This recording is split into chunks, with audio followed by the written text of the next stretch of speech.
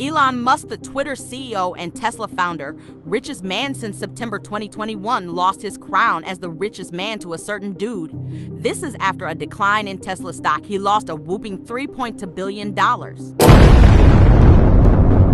So who is this man who beat the master in his own game? Well, meet Bernard Arnault, a 76-year-old French businessman who is the co-founder of the LVMH Moët Hennessy Louis Vuitton, the world's largest luxury goods company.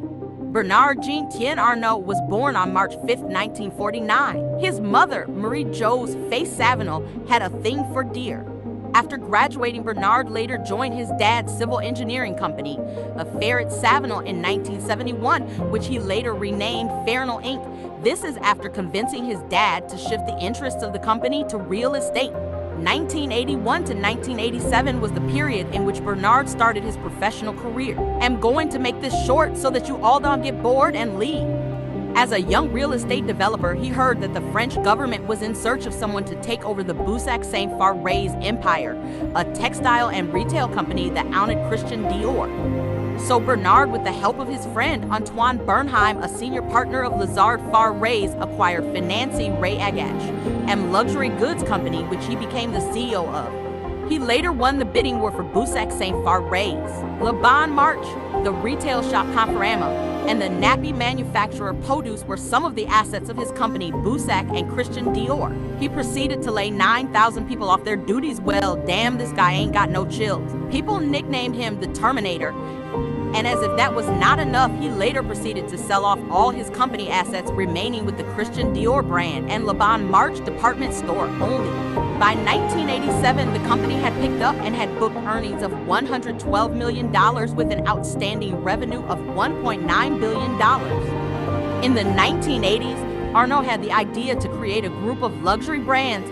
He worked with Alain Chevalier, CEO of Moët Hennessy, and Henry Rackemeyer, president of Louis Vuitton, to form LVMH in 1987. By January 1989, Bernard Arnault had spent over $2.6 billion to acquire a total of 43.5% shares of LVMH and 35% of its voting rights. He thus reached the blocking minority that was needed to stop the dismantlement of LVMH, which was spearheaded by Henry, the president of Louis Vuitton.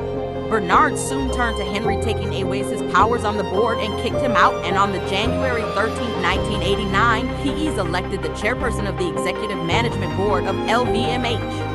After assuming leadership of the LVMH, Bernard took the company through an ambitious development plan, transforming it to one of the largest luxury groups in the world, alongside Swiss luxury giant recommended French-based Kering.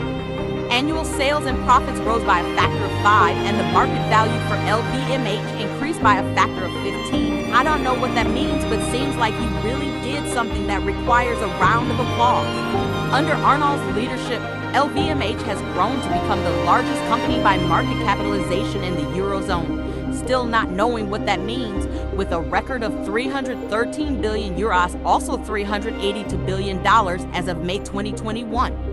Arnault has promoted decisions towards decentralizing the group's brands as a business strategy. As a result of these measures, brands under the LVMH umbrella, such as Tiffany, are still viewed as independent firms with their own history. So what do you think of Bernard Arnault, the leading billionaire in the world? Leave your comments below. Also like and remember to subscribe if you want to see more of this content. Thank you for watching. Aloha!